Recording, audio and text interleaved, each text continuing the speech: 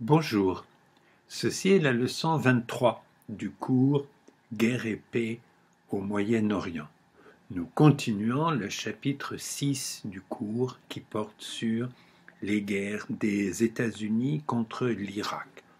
Après la guerre de 1991, celle-ci ne prend pas fin vraiment, puisque l'Irak va rester soumis jusqu'en 2003 à un régime de sanctions très sévère qui maintient la population de ce pays dans une situation tragique qui va se poursuivre jusqu'à la deuxième invasion américaine qui a lieu en 2003 et qui aggrave de nouveau les choses. Les justifications de cette deuxième invasion sont beaucoup plus faibles que celles de la première, qui avait été autorisée par le Conseil de sécurité de l'ONU et qui semblait correspondre à une logique politique acceptable, bien que discutable aussi, nous l'avons vu.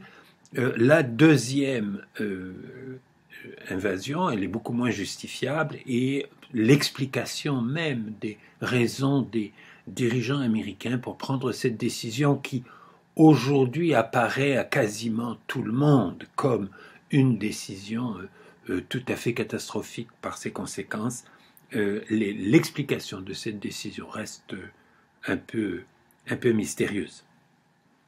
Il faut d'abord parler de ces sanctions. J'y ai fait allusion en terminant la leçon précédente, mais je dois le développer un petit peu plus. Ces sanctions, elles sont donc adoptées par le Conseil de sécurité. Pour cela, il faut un vote à la majorité des membres du Conseil, sans veto d'aucun des 5 membres permanents. Très vite, les membres du Conseil de sécurité, à partir de 1995-1996, vont penser que le maintien de ces sanctions contre l'Irak est extrêmement contestable et a des conséquences graves auxquelles il serait bon de mettre fin. Mais la procédure du Conseil de sécurité rend cela beaucoup plus difficile parce que pour changer la décision qui a été prise à la majorité, il faut qu'il n'y ait pas de veto contre la deuxième décision, celle qui vient annuler la précédente. Il y a un phénomène là qui ressemble à ce qu'on appelle un ratchet en anglais ou un cliquet en français. Pas ces mécanismes qui peuvent fonctionner dans un seul sens et qui ne peuvent pas revenir en arrière. La décision prise par le Conseil en 1991, la décision de sanction en 1991, est extrêmement difficile à annuler parce qu'il y aurait un veto, soit américain, soit britannique, soit les deux. La Grande-Bretagne ayant pendant toute cette période suivi très étroitement, s'étant associée très étroitement à la politique américaine. Alors, ces sanctions, elles sont économiques, elles interdisent l'achat par l'Irak de toute une série de produits qui pourraient servir à fabriquer de l'armement. C'est défini de façon très très étendue, ce qui fait que beaucoup de produits, les engrais agricoles, les choses comme ça, sont très difficiles à importer pour l'Irak. Les exportations de pétrole sont bloquées complètement d'abord, et puis à partir de 1996, le Conseil de sécurité va autoriser l'exportation d'une certaine quantité de pétrole irakien pour financer des achats de produits indispensables pour la population irakienne et aussi pour verser des réparations au Koweït. Une partie des revenus de ces exportations de pétrole de l'Irak vont être reversés non pas à l'Irak pour financer les achats de produits autorisés par le Conseil de sécurité, mais vont être versés au Koweït pour réparer les dégâts faits sur le territoire du Koweït par l'invasion irakienne de 1991. Ça pose un problème très intéressant de justice ou de morale internationale. Si on considère les États comme des personnes, l'Irak a envahi injustement le Koweït en 1990. Cette occupation a fait des dégâts très importants à Koweït parce que lorsque les Irakiens se retirent en 1991, ils vont saboter un grand nombre de choses, dont les installations pétrolières de l'Irak qui vont être démolies dans une large mesure. Il va falloir reconstruire ensuite. Donc il y a des dégâts très importants qui ont été faits par un État à l'autre, et le coupable des dégradations doit réparer les dégâts qui ont été faits sur l'autre. Ça a l'air logique. Ça a l'air logique si on considère les États comme des personnes collectives. Mais si on se place du point de vue des personnes concernées, il y a un bandit, on peut l'appeler comme ça, Saddam Hussein, avec un certain nombre de complices à la tête de l'Irak, qui ont opprimé les Irakiens pendant très longtemps, qui ont pris des décisions qui ont coûté très très cher à la population irakienne, certainement à partir de 1980, la décision de faire la guerre à l'Iran et les malheurs des Irakiens à cause de Saddam Hussein, c'était commencé avant. Et ça continue après 1991, puisque le bandit est toujours au pouvoir en Irak en 1996, quand il prise cette décision de faire payer des réparations aux Irakiens, de les faire payer, de leur imposer de payer des réparations aux Koweïtiens pour réparer les destructions qui ont été faites sur leur territoire. Et puis, il y a une deuxième catégorie de victimes de ce bandit, qui sont les Koweïtiens. Les Koweïtiens, effectivement, ont été victimes eux aussi des décisions injustes ou criminelles de Saddam Hussein. Ils en ont été victimes entre le mois d'août et le mois de février 1990-1991. Ils continuent à subir un certain nombre de conséquences, parce qu'il faut réparer les dégâts de cette occupation. Mais finalement, les Koweïtiens ont été victimes de Saddam Hussein pendant beaucoup moins longtemps et de façon beaucoup moins grave que les Irakiens. Est-il juste de faire payer par les victimes d'un bandit des réparations à d'autres victimes du même bandit qui ont été victimes pendant beaucoup moins longtemps et de façon beaucoup moins grave? Pas si on cesse de considérer les États comme des collectivités, la décision d'imposer des restrictions, des pénuries aux Irakiens pour réparer les dégâts à Koweït est une décision complètement scandaleuse. Et l'Irak n'était pas du tout une démocratie avant 1990. On ne peut pas dire les Irakiens ils sont responsables des gens qu'ils ont mis au pouvoir. Les Irakiens ils sont des victimes de Saddam Hussein exactement au même titre et bien plus que l'ont été les Koweïtiens. Il y a une conception de ce qui est juste au plan international qui inspire cette décision de 1996 d'utiliser une partie des ressources, des revenus pétroliers de l'Irak pour indemniser les Koweïtiens qui eux-mêmes très vite vont avoir beaucoup plus de revenus pétroliers par personne. La production de pétrole du Koweït est très importante et la population du Koweït est beaucoup moins nombreuse.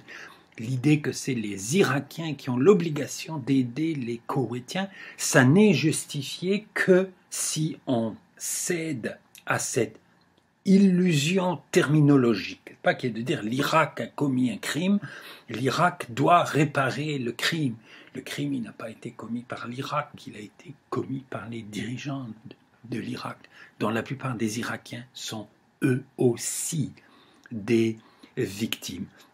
Je ne crois pas que cette discussion ait eu lieu à l'époque, en 1996, quand cette décision a été prise. Mais il me semble que si on essaie de réfléchir logiquement sur qu'est-ce que ça veut dire la justice dans les relations internationales, cette décision de 1996 d'indemniser les Koweïtiens en privant les Irakiens d'une partie des ressources dont ils ont bien besoin, parce que eux aussi, ils ont un pays à reconstruire. C'est évidemment tout à fait scandaleuse.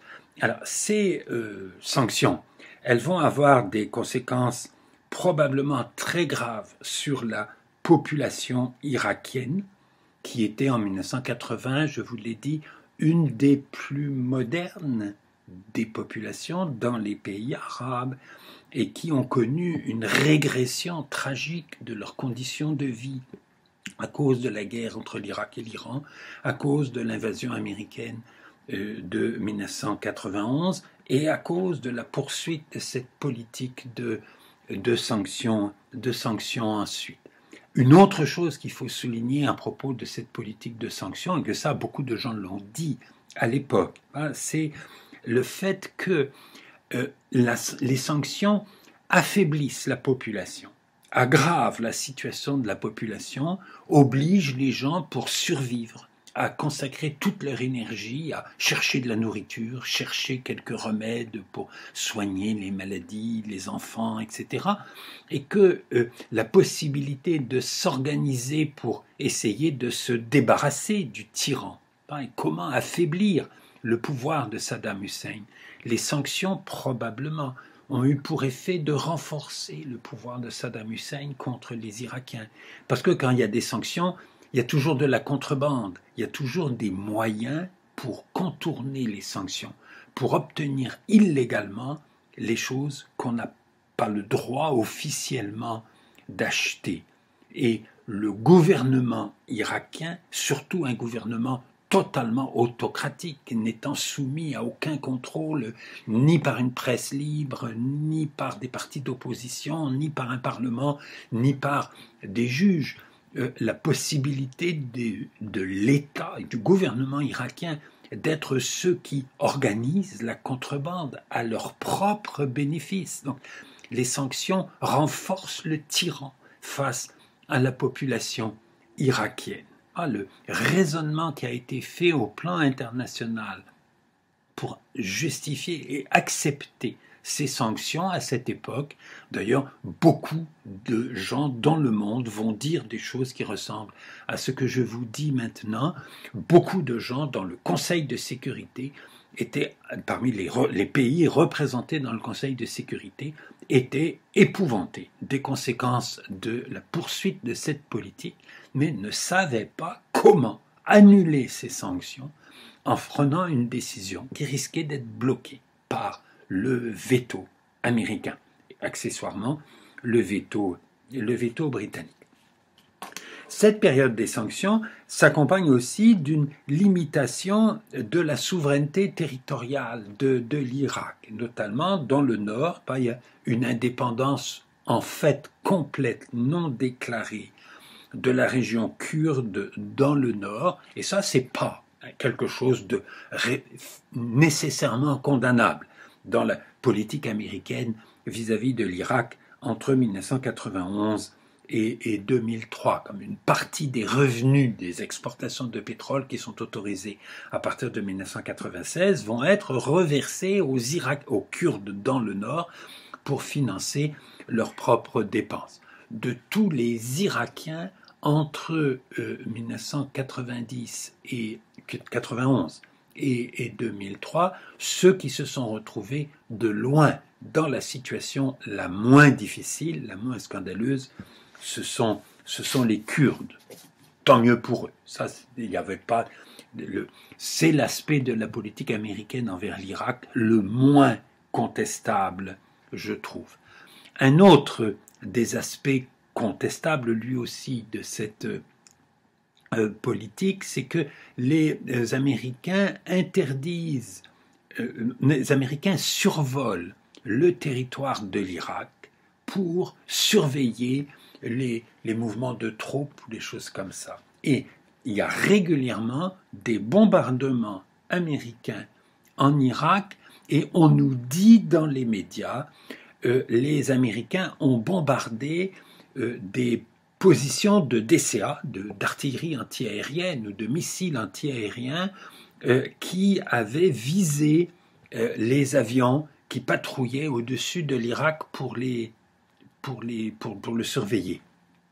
J'ai mis du temps à savoir que les Irakiens qui prennent pour cible les avions qui survolent l'Irak, ça voulait dire les Irakiens qui verrouillent le radar sur un avion. Pas les radars tournent, ont des antennes qui tournent pour surveiller une zone. Et quand un intrus pénètre dans la zone, le radar cesse de tourner et se fixe sur l'avion pour surveiller ce qu'il fait et où il va. C'est ça qui était considéré comme une menace ou comme une attaque contre les avions et qui entraînait des bombardements sur les positions de radar, les positions de soldats irakiens qui sont bombardés régulièrement pour les empêcher de surveiller les avions qui survolent leur territoire. Enfin, il y a eu des inspecteurs envoyés par l'ONU qui vont être retirés en 1998, mais jusqu'en 1998, il y a des inspecteurs sur le territoire de l'Irak pour contrôler la présence ou l'absence des armes de destruction massive. Alors, cette expression, je vous ai dit, elle est apparue concernant l'Irak en 1990, et c'est une expression qui est extrêmement trompeuse, parce qu'elle amalgame trois choses. Les armes nucléaires, qui sont certainement des armes de destruction massive, des armes nucléaires que peut-être Saddam Hussein aurait fabriquées si le réacteur nucléaire qui était construit avec l'aide des Français sur le territoire de l'Irak et qui n'avait pas été détruit par un raid israélien en 1981. Je vous ai déjà mentionné cet épisode. Donc que Saddam Hussein aurait tout à fait eu la capacité politique ou morale de fabriquer des armes nucléaires, ça ne fait pas de doute, s'il en avait eu la capacité technique. Cette capacité technique, il ne l'a plus à partir de 1981. Les armes de destruction massive, l'expression est utilisée pour inclure ça. Les armes nucléaires, qui effectivement sont des armes de destruction massive, les armes chimiques, qui ne sont pas du tout des armes de destruction massive. Les armes chimiques, c'est une arme de combat qui a été utilisée dans la Première Guerre mondiale, qui a été peu utilisée ensuite, qui a été utilisée par l'armée irakienne contre l'Iran en 1987-88 et contre les Kurdes dans le nord de l'Irak, sans que ça provoque d'ailleurs la moindre protestation de la part des Américains à l'époque. Les armes chimiques ne sont pas plus des armes de destruction massive que les armes conventionnelles. Ce sont des armes extrêmement désagréables que les militaires n'aiment pas utiliser et c'est pourquoi les interdictions d'armes chimiques ont été respectées tellement souvent au cours du XXe siècle. C'est une des règles de la guerre qui a été le moins violée et qui n'a été violée que lorsque ceux qui les utilisaient avaient confiance que leurs adversaires ne pouvaient pas en faire autant. Parce que les soldats ne veulent pas avoir à combattre dans un environnement complètement intoxiqué par ce type d'armes. Beaucoup de soldats de la Première Guerre mondiale ont eu cette expérience. Dans la Deuxième Guerre mondiale, où il y a eu énormément d'horreurs de commises, celle-là ne l'a pas été. Je crois que le plus grand nombre de morts par armes chimiques, je ne parle pas des gens qui ont été gazés dans des camps, ce n'est pas des armes chimiques ça, mais des armes de combat qui peuvent être utilisées sur le champ de bataille, il y a eu un grand nombre de morts dans un port italien pendant la Deuxième Guerre mondiale. C'était un stock d'armes chimiques américaines qui avaient été amenées là, mais qui n'ont jamais été utilisées, qui malheureusement ont été frappées par un bombardement et les gaz se sont échappés et ont fait des victimes autour de l'installation qui avait été bombardée. À ma connaissance, en Europe, c'est le seul épisode d'utilisation d'armes chimiques. Les Japonais ont utilisé des armes chimiques en Chine, justement dans un contexte où ils pensaient qu'ils ne risquaient pas que leurs adversaires plus faibles et moins équipés techniquement puissent riposter en utilisant les mêmes moyens. Donc les armes chimiques sont un vrai problème, sont un problème qui n'a rien à voir par son ampleur avec les problèmes que posent les armes nucléaires, et l'utilisation de l'expression armes de destruction massive pour regrouper les deux est quelque chose de complètement artificiel. Enfin, il y a une troisième catégorie d'armes qui sont considérées comme des armes de destruction massive, ce sont les armes bactériologiques qui évidemment ou éventuellement pourraient être beaucoup plus dangereuses que des armes chimiques, mais que personne ne sait vraiment comment utiliser dans un contexte de guerre. Et donc, toutes les accusations contre l'Irak ont toujours joué sur cet amalgame. On accuse l'Irak d'avoir ou de fabriquer ou de préparer des armes de destruction massive. On espère que le public va penser des armes nucléaires. Et on se dit, on va sûrement trouver un peu d'armes chimiques à un moment ou à un autre. Et donc, on pourra dire, vous voyez, on ne vous a pas menti, il y avait effectivement des armes de destruction massive. La probabilité qu'il y ait des armes chimiques en Irak n'est pas nulle à ce moment-là. En même temps, les Irakiens vont dire qu'ils n'en ont pas. Les Américains, à la fin de 2002, juste avant de lancer leur deuxième invasion de l'Irak, vont exiger de l'Irak qu'il prouve qu'il n'a pas d'armes de destruction massive. Et les Irakiens vont fournir un énorme stock d'archives aux Américains en leur disant « on n'en a pas, débrouillez-vous avec ça, essayez de trouver là-dedans la preuve qu'il y en a ou les indices qui vous permettent de savoir où il peut y en avoir. » Bien sûr, les dirigeants américains et énormément des médias occidentaux ont dit « vous voyez, si les Irakiens font une réponse tellement inutilisable, c'est la preuve qu'ils ont des choses à cacher. » Nous savons que, en fin de compte, les Américains ne trouveront pas d'armes de destruction massive, même pas un petit peu d'armes chimiques en Irak. Mais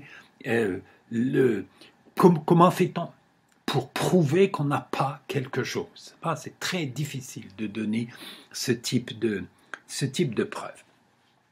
Les motivations de l'invasion américaine en Irak sont très étranges. Il y a une sorte de motivation générale, qui a déjà joué en 1990. Il s'agit de faire la preuve de la supériorité militaire américaine et surtout que cette puissance militaire, elle est utile, pas qu'elle est une sorte de gardienne du bon ordre mondial. C'est je crois, ce que voulait dire l'expression du premier président Bush en 1990 ou 91 quand il parle d'un nouvel ordre international. L'idée que les États-Unis, par leur puissance militaire devenue complètement sans rival, vont être les gardiens d'un bon ordre international. Et ça, il faut refaire la démonstration régulièrement. La démonstration, elle a peut-être été faite en 1991. L'idée, c'est qu'il faut rappeler perpétuellement aux contribuables américains qui hésitent, qui peut-être renaclent un peu à payer des impôts pour financer le niveau de dépenses militaires des États-Unis, et à tous les autres pays dans le monde qui ont intérêt à continuer à accepter le leadership américain. Il faut leur rappeler l'utilité de la puissance militaire américaine et le fait aussi qu'elle est un peu dangereuse et qu'il faut éviter de la défier. Et donc, l'idée que l'Irak, qui a déjà servi à ça en 1990, pourrait resservir à ça en 2003. Et il semble qu'il y avait chez certains dirigeants américains une sorte de fixation sur l'Irak.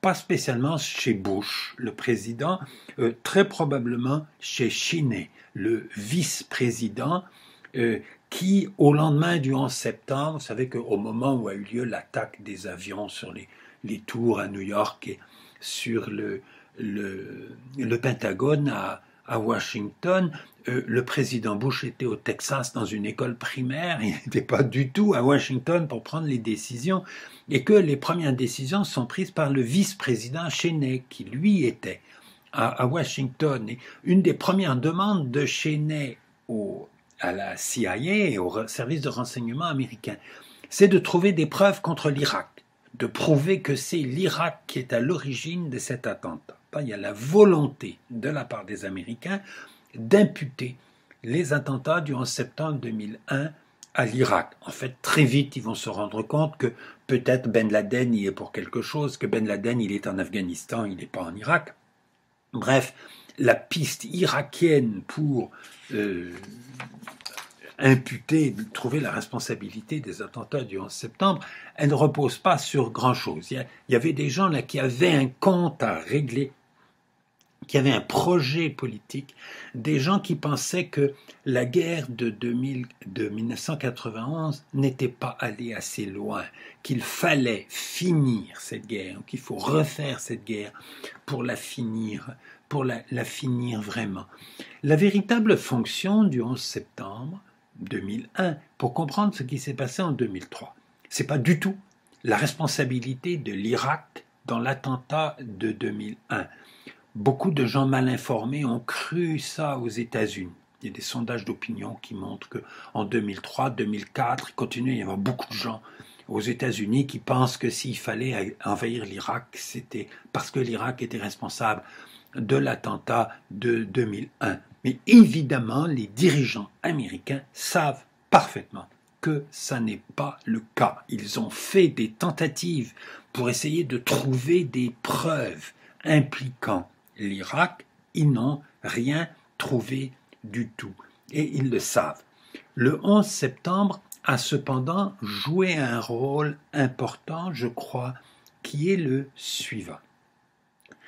Une des choses frappantes de ce qui s'est passé à la veille de la guerre de 2003 et au moment de la guerre de 2003, c'est l'incapacité de énormément de médias aux États-Unis et aussi l'incapacité de beaucoup de politiciens, dont des élus démocrates qui n'ont pas du tout critiqué la politique républicaine d'un président républicain d'envahir l'Irak en 2003, que la soumission de beaucoup de gens qui auraient dû être les critiques de cette politique, alors que les arguments qui étaient présentés pour justifier cette politique étaient tellement des arguments incroyables, des arguments n'ayant extrêmement peu de valeur ou de crédibilité. Il y a une absence de critique publique aux États-Unis, qui est quelque chose qui, comme je suis vieux, m'a frappé beaucoup, parce que je me souviens bien de comment réagissaient les médias américains face au président des États-Unis au début des années 60. Au moment de la crise de Cuba, quand le président des États-Unis a demandé à certains directeurs de journaux de ne pas écrire certaines choses dans les journaux pour pas que ça vienne rendre plus compliqué son jeu diplomatique avec l'Union soviétique. Les médias américains l'ont accepté. Ce patriotisme ou cette confiance des médias envers la parole du président, elle s'est perdue au cours des années 60 à cause de la guerre du Vietnam et à cause des mensonges multiples qui ont été faits pour justifier cette guerre du Vietnam. Rendue en 1970, 71, 72, les médias sont devenus extraordinairement sceptiques face à tout ce que déclare un président américain. Et ça va culminer avec l'affaire du Watergate, qui est une révolte de journalistes contre le président Nixon et qui aboutit à obliger un président à démissionner. Les journalistes américains du début des années 60 pensaient que par patriotisme, il faut faire confiance au président et à la parole d'un président. 10 ans plus tard, ils pensent qu'on ne peut plus faire confiance à la parole des présidents et que la fierté des journalistes américains, c'est de suspecter le président, d'enquêter pour trouver les mensonges du président ou les manœuvres illégales du président. Et ça va être l'état d'esprit des médias pendant longtemps, de croire que leur travail, c'est de suspecter les détenteurs de pouvoir. Et au début des années 2000, on observe un phénomène complètement inverse, où les médias deviennent extraordinairement timides ou face à des dirigeants politiques qui racontent des choses absurdes pour justifier une guerre qui n'a aucune justification sérieuse. Et les médias, bon, après coup, on va savoir que le secrétaire d'État Powell, c'est le général qui était le chef d'état-major en 1990, au moment de la première guerre en Irak. Au moment de la deuxième, il est devenu secrétaire d'État, donc ministre des Affaires étrangères. Et c'est lui qui va témoigner au Conseil de sécurité en expliquant la menace des armes de destruction massive en Irak, etc. Et qui, après coup, quand il va avoir quitté son poste, va raconter qu'il était furieux, même à ce moment-là, de la faible qualité des informations qu'on lui avait données et qu'il a défendu en bon militaire discipliné. Il n'est plus militaire à ce moment-là, mais il l'a été pendant longtemps. En bon militaire discipliné, on lui a confié la mission de plaider au Conseil de sécurité et donc il plaide au Conseil de sécurité. Toutes ces choses-là qui étaient cousues de fil blanc, qui auraient dû être dénoncées beaucoup plus activement par les médias à l'époque et ne l'ont pas été. Je dois dire, pas seulement les médias américains, mais même deux des médias en anglais que je lisais régulièrement, que je lis encore aujourd'hui, à savoir le Globe and Mail au Canada et The Economist, qui est une publication britannique, qui ont répercuté eux aussi, sans aucun esprit critique, les mensonges du gouvernement américain pour justifier cette guerre. Donc, s'il y a est-ce que le déclin de l'esprit critique des médias est la conséquence du 11 septembre, qui impose une espèce de patriotisme obligatoire là? C'est possible. Est-ce que c'était commencé avant? Je ne sais pas. Je ne connais pas d'études, peut-être qu'il y en a qui existent, sur les médias aux États-Unis qui permettent de répondre à cette question. Mais le contraste entre l'attitude des journaux et des journalistes envers les présidents des États-Unis au début des années 70 et l'attitude de leurs successeurs journalistes, ou quelquefois des mêmes, vis-à-vis des dirigeants politiques au début des années 2000, ce contraste, il est très, très, très, très grand. Je voulais juste attirer votre attention là-dessus. Il y a là quelque chose qui est intriguant dans l'évolution de la société américaine et peut-être que le 11 septembre a une part de responsabilité dans ce phénomène. Une autre explication qu'on rencontre tout le temps lors des invasions américaines en Irak, ou presque toute la politique américaine au Moyen-Orient, c'est le pétrole. Et je voudrais juste préciser qu'est-ce qui a du sens et qu'est-ce qui n'a pas de sens quand on parle de l'explication par le pétrole des interventions au Moyen-Orient. L'Irak est un producteur important de pétrole. L'Irak est un pays beaucoup plus important parce qu'il a du pétrole. Et évidemment, toutes les décisions prises concernant l'Irak par les grandes puissances tiennent compte du fait que l'Irak est un pays auquel il faut faire attention parce que l'Irak a du pétrole. L'importance de l'Irak dépend très largement du pétrole. Un pays qui aurait la même population, le même niveau de développement et pas de pétrole aurait évidemment moins d'importance dans les préoccupations des puissances extérieures.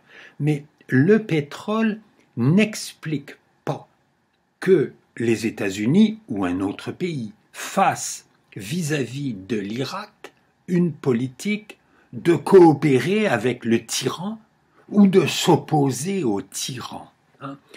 Les Américains auraient pu s'entendre avec Saddam Hussein, les compagnies pétrolières américaines auraient pu lui acheter du pétrole.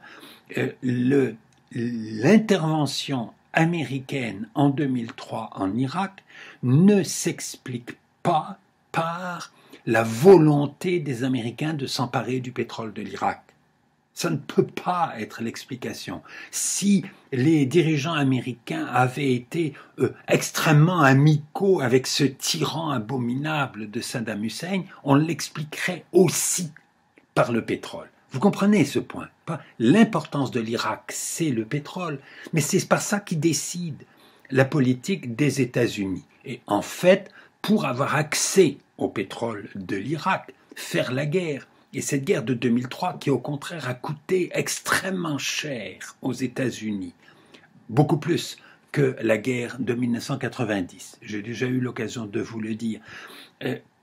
Évidemment, c'était la pire méthode si le but était de gagner de l'argent en commercialisant le pétrole de l'Irak. Donc le pétrole explique l'importance de l'Irak. Ça n'explique pas que la politique américaine ait été celle-là et non pas une autre vis-à-vis de l'Irak. Les armes de destruction massive, c'est l'autre argument, c'est l'argument qui est donné le plus souvent en public à la veille de la guerre pour justifier cette guerre. Le Premier ministre britannique, Blair, qui a coopéré très étroitement avec Bush, avec les dirigeants américains, dans toute cette affaire. Blair a révélé après coup que il pensait qu'il fallait essayer d'avoir une résolution du Conseil de sécurité de l'ONU. Et que si on n'obtient pas cette résolution, ils ne l'obtiendront pas, si on n'obtient pas cette résolution, il faut au moins qu'on puisse dire qu'on a essayé de l'avoir avant de faire la guerre. Or, la seule justification qui pouvait avoir un sens du point de vue de la charte de l'ONU, la menace à la paix mondiale, etc., le seul argument qu'on pouvait utiliser au Conseil de sécurité, c'était les armes de destruction massive. Et c'est pour ça que ce pauvre Colin Powell, qui n'était pas du tout obligé d'accepter d'utiliser des arguments dont il savait qu'ils étaient mauvais, mais est allé défendre l'argument des armes de destruction massive au Conseil de sécurité pour essayer d'avoir une résolution du Conseil de sécurité. Et Blair, le Premier ministre britannique, a avoué après coup que on savait bien qu'il n'y en avait pas. On insistait auprès des services de renseignement britanniques et américains pour qu'ils essaient de trouver des preuves qu'il y a des armes de destruction massive en Irak. Ils nous répondaient qu'on ne trouve rien, mais c'était le seul argument qu'on pouvait utiliser au Conseil de sécurité de l'ONU. Et c'est pour ça qu'on a utilisé cet argument. Finalement, après l'occupation de l'Irak, pour ma part, je disais à mes étudiants, les armes de destruction massive, c'est une blague. Ce que je vous disais tout à l'heure, ça mélange deux choses, les armes nucléaires qui sont des vraies armes de destruction massive et les armes chimiques qui sont un sale truc, mais c'est exagéré d'appeler ça des armes de destruction massive. C'est pas vrai que s'il y a un peu d'armes chimiques en Irak, c'est une menace pour la paix mondiale, c'est juste une menace pour les Irakiens qui essaieraient de se révolter contre Saddam Hussein, rien de plus. Donc c'est vilain, mais il n'y a pas de quoi faire la guerre pour ça. C'est ce que je disais à mes étudiants en 2002 ou en 2003, et je leur disais aussi, mais si les Américains occupent l'Irak, ils vont trouver évidemment un peu d'armes chimiques quelque part. C'était très facile de les amener avec eux. Et ça, c'est très étonnant, parce que Bush a avoué ouvertement, après la guerre, qu'on n'en avait pas trouvé, que ça, on s'était trompé là-dessus. Ce qui me donne l'impression que dans cette affaire, Bush a été le naïf stupide manipulé par d'autres auprès de lui, dont Cheney le vice-président, et Rumsfeld, qui était le secrétaire à la défense, qui lui aussi voulait absolument faire la guerre en Irak. Pas que c'est eux qui savaient que tout ça était des mensonges, et c'est pas sûr que Bush lui-même le savait. Je dis pas ça pour excuser le personnage. Je pense que c'est révoltant de penser qu'un président des États-Unis a pris des décisions aussi graves que celle-là dans cet état d'ignorance et d'incompréhension de la situation. Je dirais, l'imbécilité n'est pas une excuse pour un homme politique, mais ça peut être une explication. Donc, Bush a utilisé un autre argument pour justifier la guerre en Irak, qui au contraire était peut-être un argument auquel il croyait, qui est un argument là aussi d'une naïveté extraordinaire. Il fait un discours au début de 2003, donc quelques semaines avant l'invasion de l'Irak, dans lequel il explique que les démocraties ne se font pas la guerre. Ça, c'est quelque chose qui est dans les livres de relations internationales, dont vous avez déjà entendu parler. Les démocraties sont capables de faire la guerre, mais elles ne se font pas la guerre entre elles. Et les démocraties se respectent entre elles et ne se font pas la guerre, ce qui est quelque chose d'intéressant, qui mérite d'être discuté, mais ce n'est pas le moment de le faire. Bush a entendu parler de ça, il trouvait que c'était une théorie intéressante, et donc Bush explique que pour régler le conflit israélo-palestinien, qui est vraiment très fatigant, il faut que l'autorité palestinienne devienne une démocratie, puisque Israël est une démocratie, n'est-ce pas? C'est supposé certain. Donc, si l'autorité palestinienne devient une démocratie aussi, les démocraties ne peuvent pas se faire la guerre. Donc, ils vont trouver le moyen de se réconcilier. Et pour que l'autorité palestinienne devienne une démocratie, il faut que les autres pays arabes autour deviennent une démocratie. Et on va commencer par l'Irak. On va envahir l'Irak, on va établir une démocratie en Irak.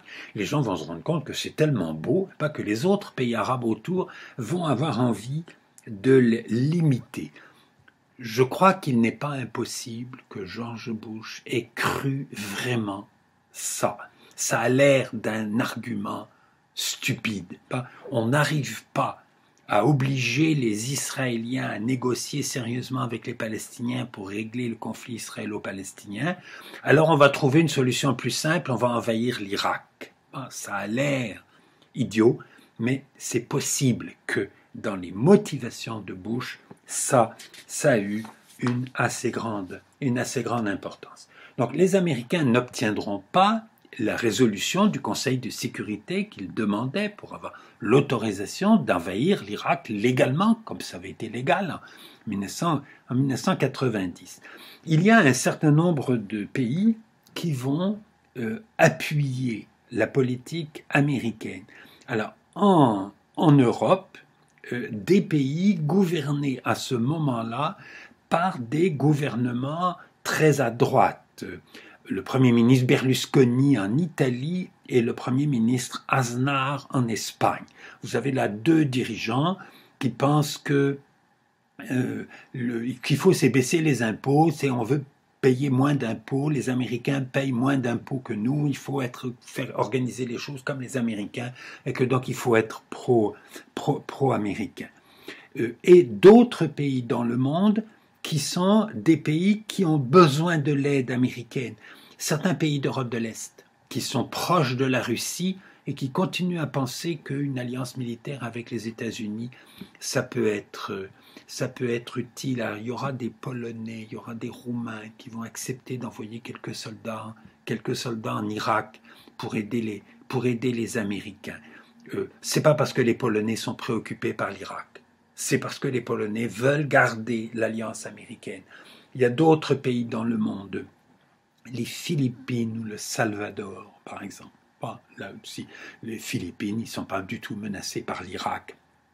Ils veulent garder l'alliance américaine et ils s'en fichent de l'Irak. Ça coûte pas cher de dire aux Américains, on est d'accord avec votre guerre en Irak.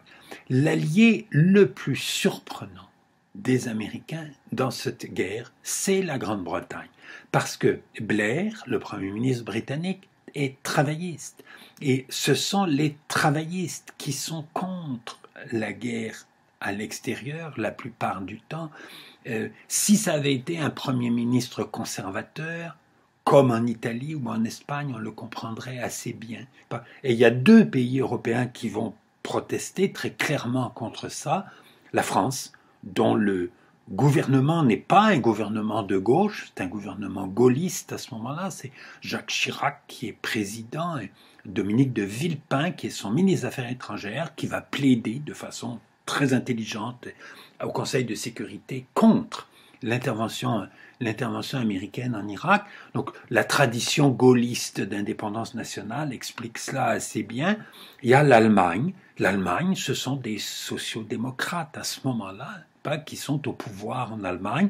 On se serait attendu à ce que les travaillistes britanniques aient le même genre de position que les sociodémocrates allemands. Sur cette guerre, il y a vraiment une politique personnelle de Blair, le Premier ministre, dans cette affaire, qui est quelque chose d'étonnant. De nouveau, je ne sais pas qu'est-ce qui explique que ce Premier ministre travailliste ait fait une politique à ce moment-là tellement éloignée de ce que font d'habitude les travaillistes comme politique étrangère. Alors, les pays qui ont été contre, ce sont les Russes, les Chinois, la France, je vous le disais à l'instant, la France, l'Allemagne, les Espagnols, dès que Aznar, il va y avoir des élections en 2004, qui sont gagnées par un socialiste espagnol qui immédiatement retire les quelques soldats espagnols qui avaient été envoyés en Irak. Et, il est intéressant de le souligner, le Canada. Le Canada, à ce moment-là, est gouverné par un Premier ministre libéral qui s'appelle Jean Chrétien, qui va refuser de participer à la guerre contre l'Irak. Le Canada, je vous l'ai dit, avait accepté de participer à la guerre de 1991 contre l'Irak. Le Canada de 2003 va refuser, avec l'approbation de l'immense majorité de la population canadienne et l'opposition du leader de l'opposition à la Chambre des communes, un certain Harper, qui sera plus tard Premier ministre conservateur du Canada.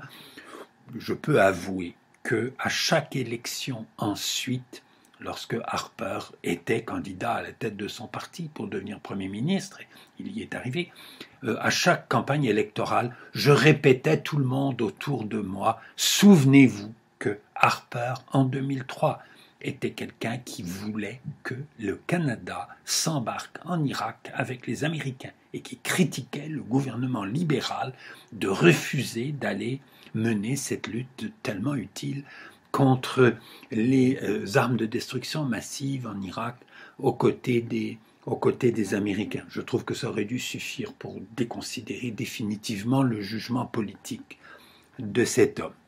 Malheureusement, ça n'a pas eu cet effet.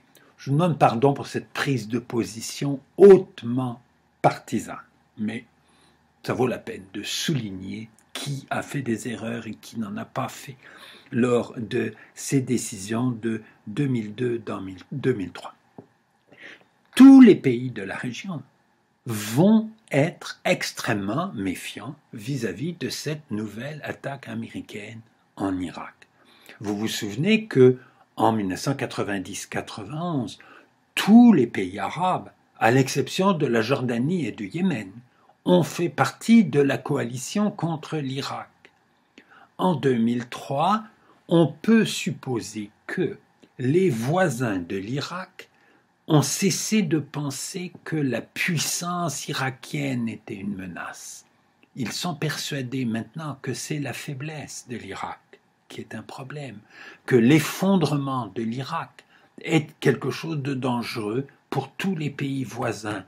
Et c'est bien ce qui s'est passé après 2003, que l'instabilité interne de l'Irak a contribué à alimenter l'instabilité chez les autres, principalement en Syrie, mais ça a contribué à représenter un danger d'instabilité dans l'ensemble de la région.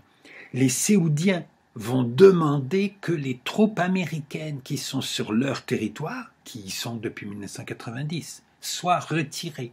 Ce qui fait que l'attaque américaine contre l'Irak, par l'armée de terre américaine en 2003, va partir seulement de Koweït. Il n'y a que Koweït qui n'a vraiment pas les moyens à ce moment-là de demander le départ des troupes américaines, les dirigeants koweïtiens qui ne peuvent pas demander le départ des troupes américaines de leur territoire.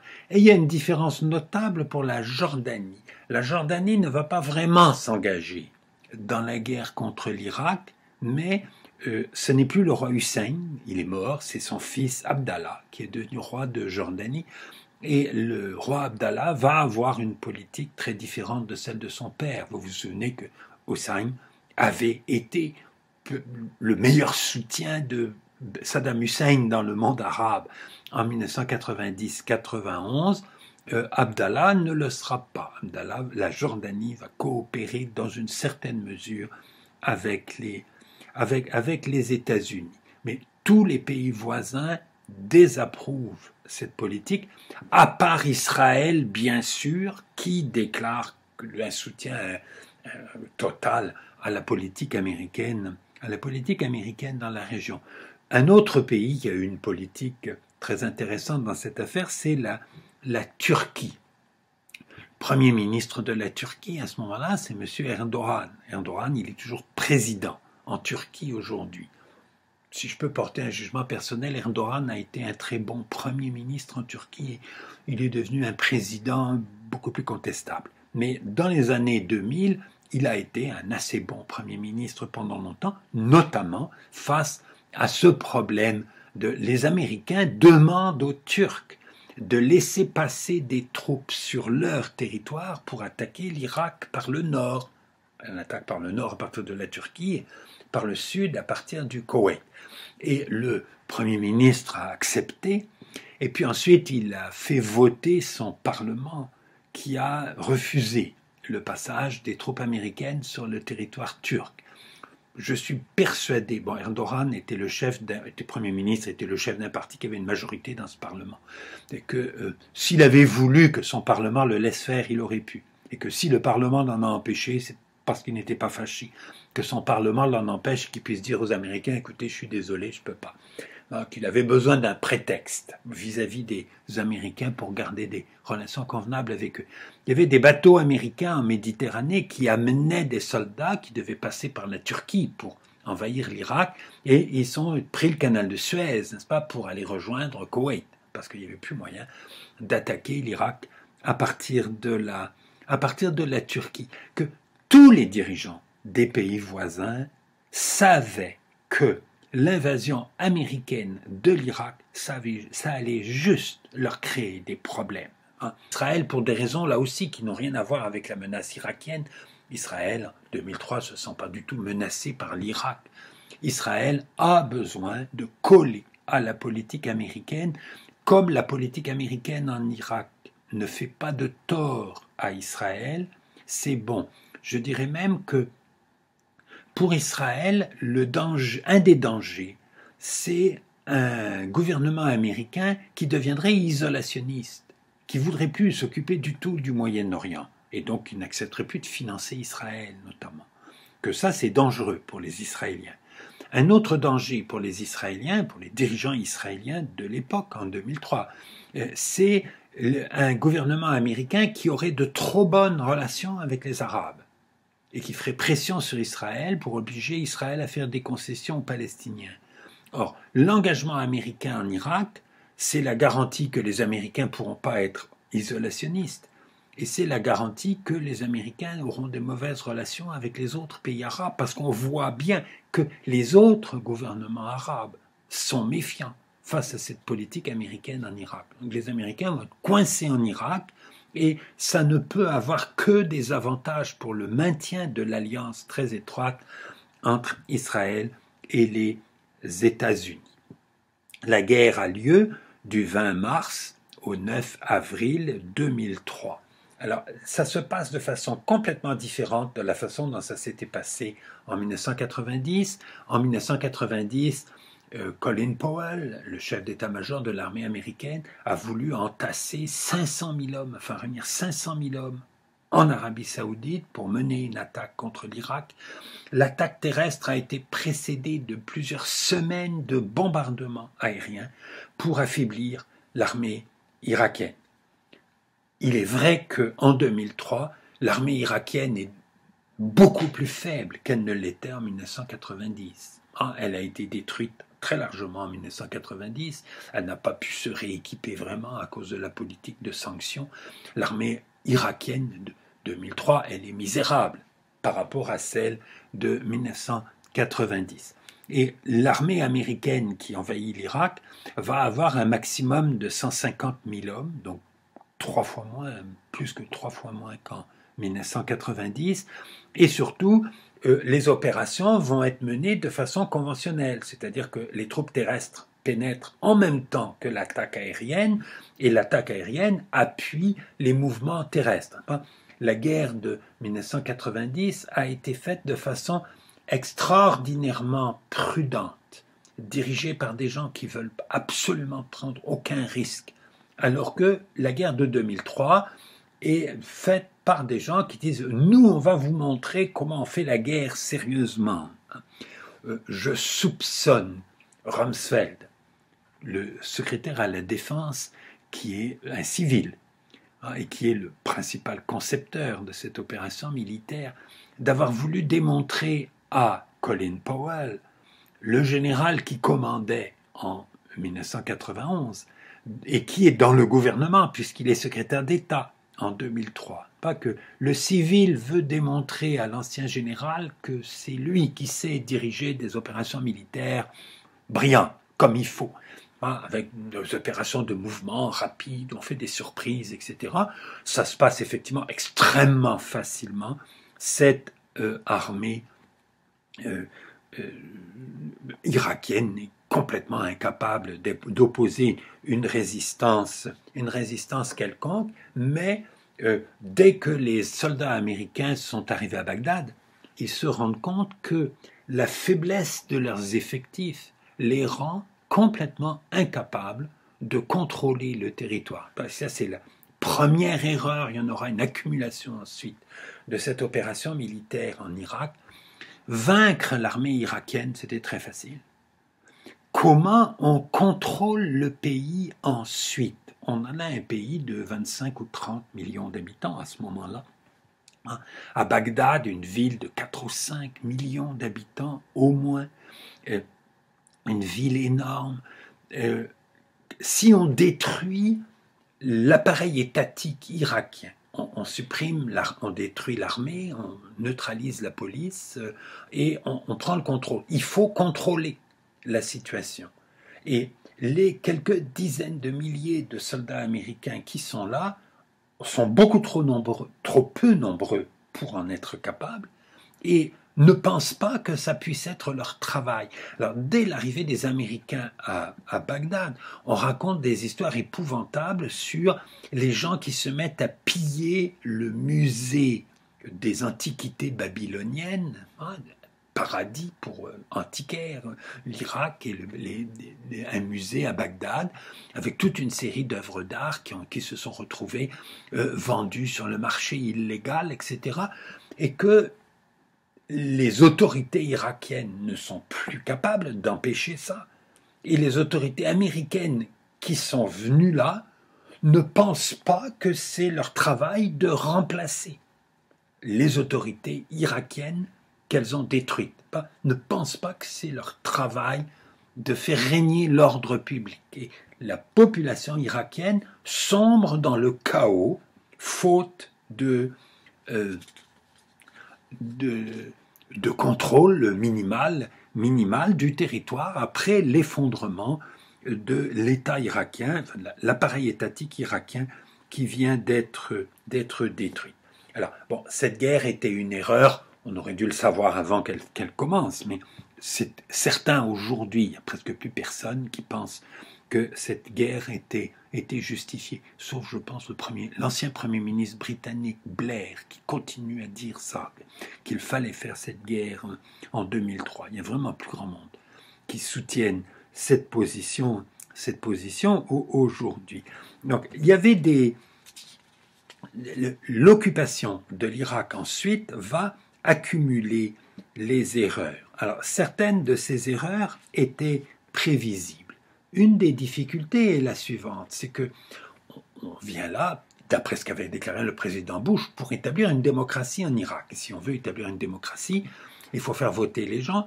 Si on fait voter les gens, comme il y a une majorité de chiites en Irak, c'est les chiites qui vont gagner.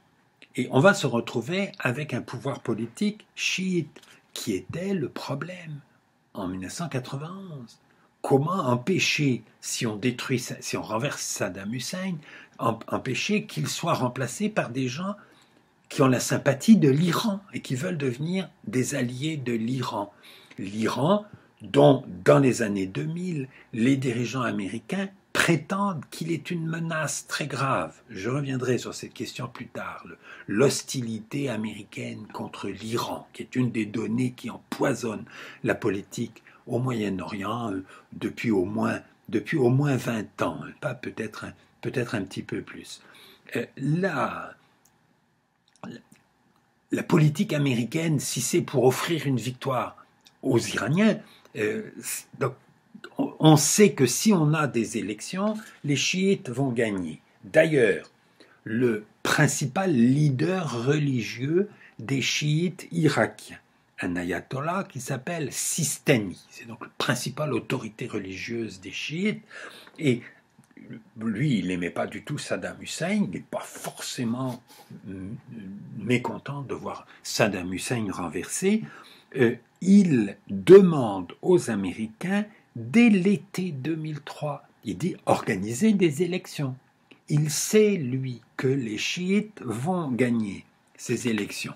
Et les Américains qui commencent à se rendre compte de ça, hésitent, retardent le plus possible. Il y aura finalement des élections en 2005. Les premières élections faites par les Américains en Irak auront lieu en 2005. Et elles seront faites à la représentation proportionnelle sans circonscription. C'est-à-dire qu'on ne fait pas du tout de circonscription dans le pays. Des partis politiques présentent des listes de candidats, les gens votent et on répartit les sièges entre les listes de façon à peu près proportionnelle à la répartition des votes dans la population. Alors, c'est plus simple à fabriquer. Pas parce que faire des circonscriptions électorales, c'est beaucoup trop compliqué. Donc, on élimine cette difficulté-là. Mais, bien sûr, on fait un résultat purement proportionnel dans un pays où jusque-là, en Irak, il n'y a jamais eu d'élection libre. Il y a eu des simulacres d'élections, même sous la monarchie, les élections étaient des simulacres d'élections. Les Irakiens n'ont jamais eu une élection libre dans leur pays. C'est la première fois qu'ils vont faire ça. Comment identifie-t-on pour qui voter ? La religion des gens. C'est le point de repère. Les chiites vont voter pour des chiites, les sunnites vont voter pour des sunnites, les kurdes vont voter pour des kurdes. C'est normal, c'est inévitable que les premières élections dans un pays où il n'y en a jamais eu donnent ce type de résultat. On cherche comment savoir pour qui voter et on tombe sur la réponse la plus simple. C'est voter pour quelqu'un qui a la même religion, la même religion que chaque personne qui vote. Donc les Arabes sunnites, qui sont moins nombreux que les chiites, vont avoir moins de députés, et surtout, comme il y a une résistance armée aux Américains qui se déclenche dès le début de l'occupation américaine et qui est devenue importante en 2005 quand ont lieu ces élections. Or, les régions majoritairement sunnites sont celles où il y a le plus de violence contre les Américains et donc où il est le plus difficile de tenir des élections.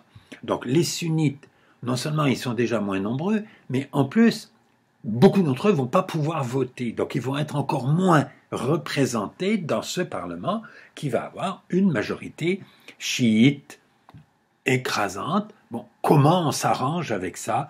Les Américains vont être obligés de finir par se résigner au fait que en Irak, il faut s'entendre avec des chiites, au moins certains d'entre eux, pour essayer d'avoir un gouvernement irakien qui fonctionne.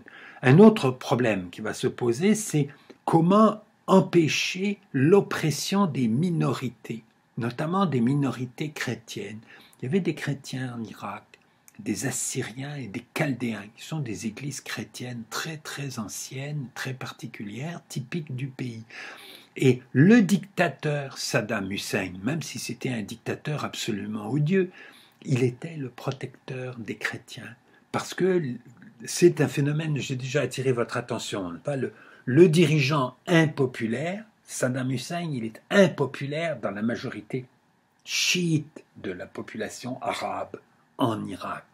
Donc il a des sunnites qui sont ses alliés ou qui coopèrent avec lui, et il arrive à avoir des chrétiens qui ne participent pas à la même opinion que les chiites et qui donc acceptent sur une base individuelle d'être les collaborateurs du dictateur ou du tyran. Et une des conséquences de l'invasion de l'Irak par des chrétiens américains, évidemment, ils sont perçus comme ça par les musulmans irakiens quand ils envahissent. Et les chrétiens irakiens, dans le chaos et le désordre et l'absence de loi qui va caractériser l'Irak après l'occupation américaine, très souvent, les chrétiens sont victimes de leurs voisins qui les considèrent comme naturellement complices de l'envahisseur chrétien qui a créé ce chaos dans leur pays. Et il y avait une minorité non négligeable de chrétiens irakiens en Irak. Il n'y en a plus. Ils sont partis depuis, pas ceux qui ont survécu, ils sont partis. Une des conséquences de l'occupation américaine de l'Irak par un président lui-même élu par des chrétiens militants aux États-Unis, etc. Une des conséquences, c'est la disparition des communautés chrétiennes en Irak. Une autre des difficultés qui était complètement prévisible avant le début de la guerre, c'était comment persuader les Kurdes d'accepter de nouveau l'autorité du gouvernement de Bagdad. Tant que Saddam Hussein était au pouvoir à Bagdad, on protégeait l'autonomie des Kurdes pour leur permettre d'échapper à la tyrannie du dictateur injuste qui régnait à Bagdad.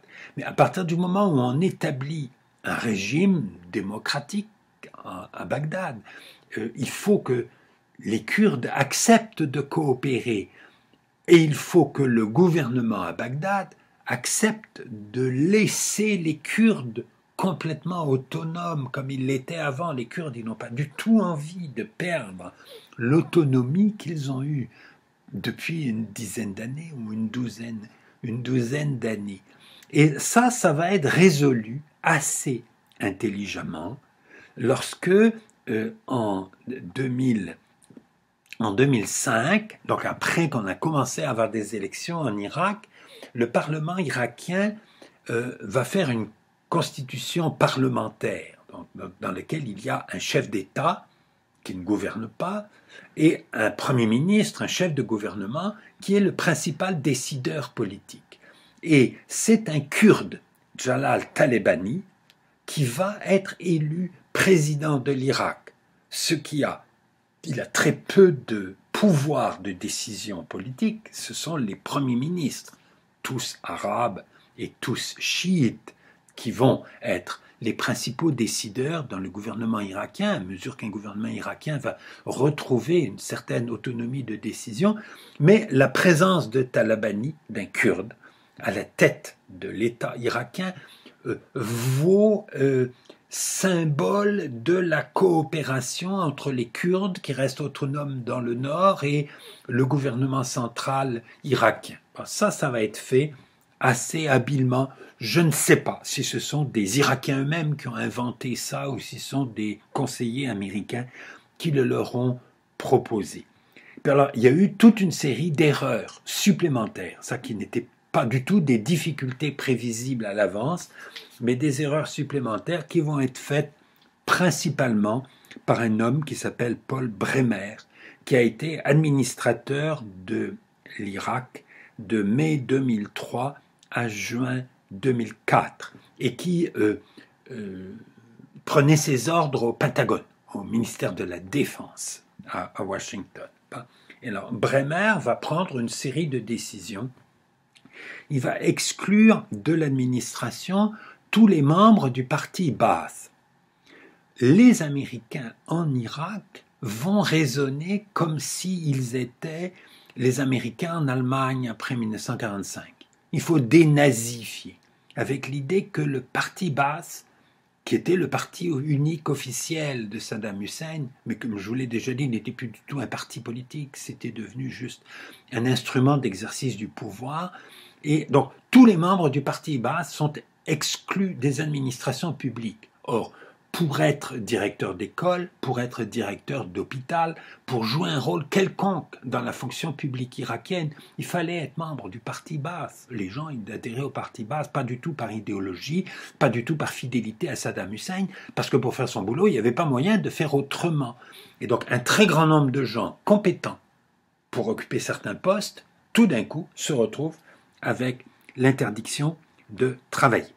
Deuxième type de décision, on donne un grand nombre de contrats économiques à des entreprises américaines pour faire redémarrer la production pétrolière, des choses comme ça, ou pour faire des travaux publics en Irak, pour faire créer des installations dont l'administration américaine a besoin. On ne donne pas des contrats aux travailleurs locaux, on donne des contrats à des entreprises américaines et on fait venir des travailleurs de l'étranger pour travailler sur ces chantiers, parce que avec eux, on sait qu'on n'aura pas de problème de sécurité. Ce qui, bien sûr, renforce l'idée chez les Irakiens que les Américains les ont envahis juste pour piller leurs ressources. Enfin et surtout, et ça a été le record, j'avoue que quand j'ai lu ça dans les journaux à l'époque, je ne croyais pas qu'un administrateur américain en Irak avait pu prendre une décision aussi absurde. Il dissout l'armée. C'est-à-dire que tous les militaires irakiens se retrouvent au chômage et sans salaire. Et on dit on va créer une autre armée plus tard, mais cette armée-là, c'est l'armée de Saddam Hussein, donc elle est dissoute en entier. Ce qui fait que beaucoup de soldats, les miséreux, sont rentrés chez eux puis se sont débrouillés avec un trafic quelconque pour essayer de survivre, ou n'y sont pas arrivés. Mais certains des militaires irakiens, notamment parmi les officiers, qui avaient été choisis soigneusement par Saddam Hussein parce qu'ils étaient sunnites, qui sont les gens les plus mécontents du renversement du régime de Saddam Hussein. Évidemment, il y avait des gens qui étaient pour Saddam Hussein en Irak. Tout le monde ne pensait pas que c'était un tyran et une calamité pour le pays. Et les officiers qui étaient les plus fidèles à Saddam Hussein, qui se retrouvent au chômage et qui quittent l'armée, souvent avec leurs armes, et qui vont devenir les agents de la résistance contre les Américains. On va retrouver certains de ces officiers en Syrie en 2012-2013, dans Daesh, dans ce qu'on a appelé le califat islamique ou l'État islamique, pas un mouvement d'insurgés en Syrie. On retrouve des officiers de l'armée de Saddam Hussein là-dedans. Donc, l'idée que, au lieu d'utiliser cette armée, d'abord de les payer, les types, ça coûtait pas très cher, et par rapport à tout l'argent qui a été gaspillé dans cette opération en Irak, payer tous les soldats et tous les sous-officiers ou les officiers de l'armée irakienne, c'est pas ça qui aurait ruiné l'entreprise américaine en Irak. Et éventuellement, de les utiliser pour surveiller certaines installations à certains endroits, ou même tout simplement les mettre dans des camps à faire semblant de s'entraîner, pas pour qu'on soit tranquille avec eux. Il me semble démobiliser l'armée et mettre au chômage les soldats, les hommes qui ont l'expérience de l'utilisation des armes et en n'ayant aucun moyen de contrôler que ces armes, ils ne les emmènent pas avec eux lorsqu'on les exclut de l'armée. C'est une décision totalement incompréhensible. Comment des décideurs américains ont-ils pu prendre une décision comme celle-là sans savoir la conséquence évidente que ça allait avoir?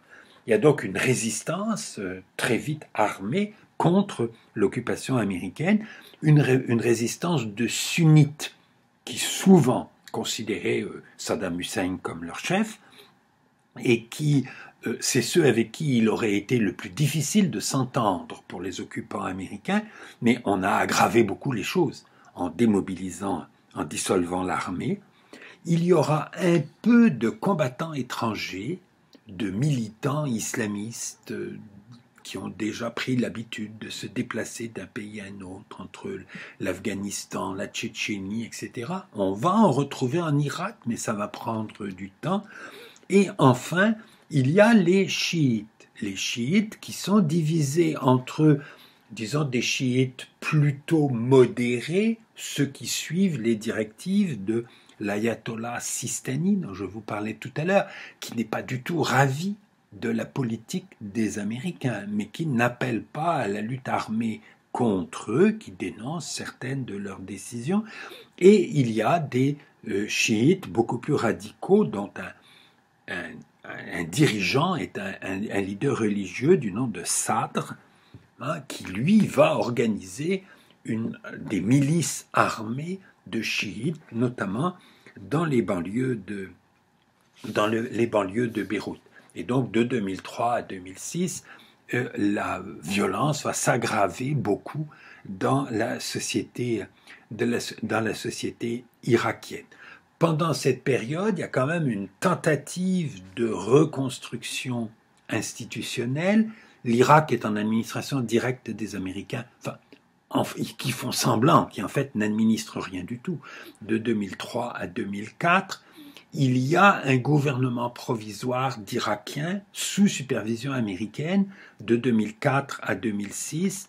Il va y avoir une assemblée constituante qui est élue en janvier 2005, qui va adopter ces règles, qui est élue avec cette élection à la représentation proportionnelle pure dont je vous parlais tout à l'heure, et qui va faire une constitution parlementaire qui peut-être n'était pas si mal conçue, au moins pour régler le problème de la cohabitation avec les Kurdes, la cohabitation entre les Arabes dans le sud et les Kurdes dans le nord.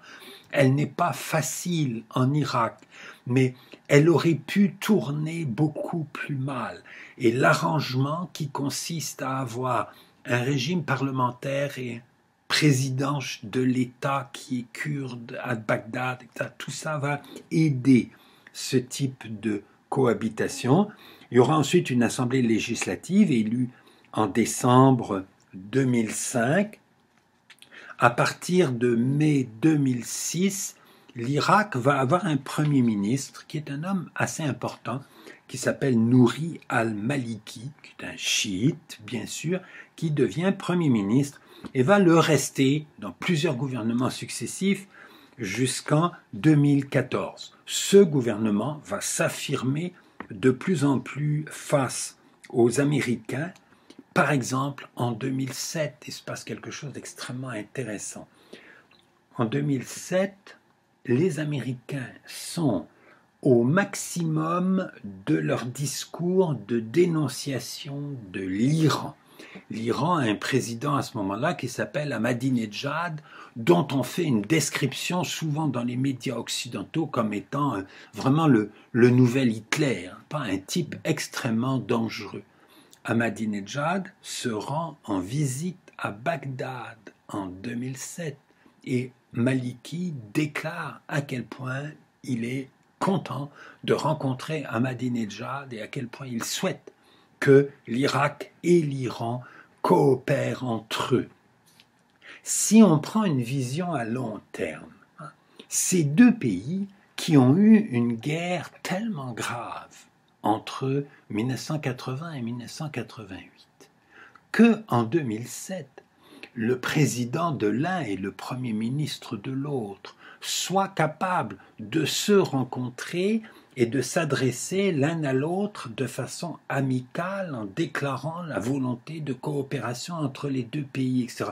Le monde entier aurait dû applaudir ça, se féliciter de ça, se dire quelle réussite. les seuls qui ne sont pas capables de faire ça, ce sont les Américains à l'époque. Les Américains ne sont pas du tout capables de voir que leur guerre en Irak, complètement absurde à certains égards, elle a quelques effets non désirés au départ, mais qui, après tout, peuvent être présentés comme un résultat positif. Et au contraire, les Américains continuent à dénoncer Ahmadinejad et la politique iranienne, et Maliki, ils sont obligés de le tolérer, de l'accepter.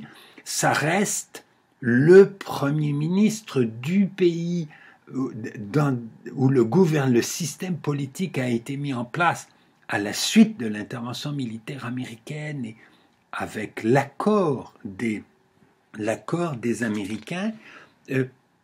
Les Américains, à partir de 2007-2008, ils veulent vraiment limiter leur engagement militaire en Irak, retirer le plus de soldats possible, et donc il faut qu'il y ait un État irakien qui fonctionne.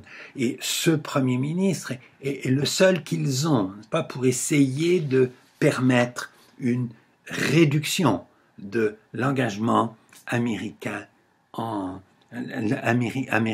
Irak.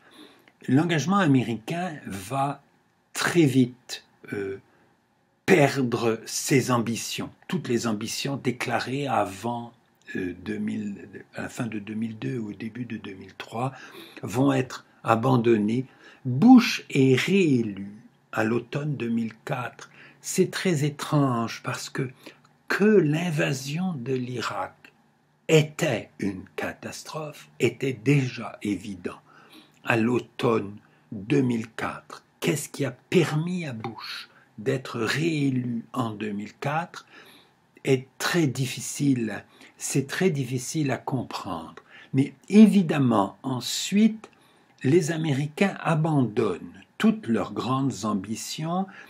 En 2008, ils vont commencer un effort militaire supplémentaire. Ils vont renvoyer des troupes en plus avec l'idée que il faut essayer d'améliorer un peu la situation avant de nous retirer.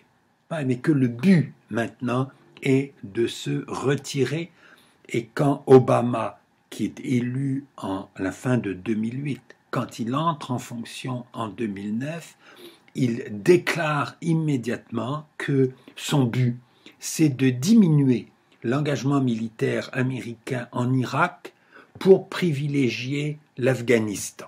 Il y a l'idée que la guerre en Afghanistan, qui a été déclenchée en 2001 à la suite des attentats du 11 septembre pour pourchasser Ben Laden et renverser les talibans, qui étaient plus ou moins les protecteurs de Ben Laden, que cette guerre en Afghanistan a été considérée par énormément d'Américains comme la guerre justifiée, alors que la guerre en Irak, même si peu de gens l'ont critiquée en 2003, très vite, quand ça tourne mal, beaucoup de gens vont déclarer que c'est cette guerre en Irak qui était l'erreur et qu'il ne fallait pas faire. Et donc Obama, décidant qu'il fallait se retirer le plus possible de l'Irak, va utiliser comme argument que ça va pas très bien en Afghanistan parce qu'on a détourné des forces pour les envoyer en Irak. Fallait pas les envoyer en Irak, faut les retirer d'Irak pour les renvoyer en Afghanistan. Bon, en Afghanistan, ça ne va pas non plus donner des résultats très brillants, mais l'engagement américain, qui n'est pas du tout complètement terminé, même jusqu'à aujourd'hui en Irak, l'engagement américain devient minimal en Irak. Et il y a un gouvernement irakien qui essaie de maîtriser la situation interne de violence en Irak, qui reste extrêmement grave à partir de 2008 et qui va même s'aggraver de nouveau en 2012-2013 en liaison avec la guerre civile en Syrie qui va commencer en 2011. Donc ça sera l'objet du chapitre 8 de ce cours, du dernier chapitre de ce cours qui viendra plus tard. Je vous remercie de votre attention.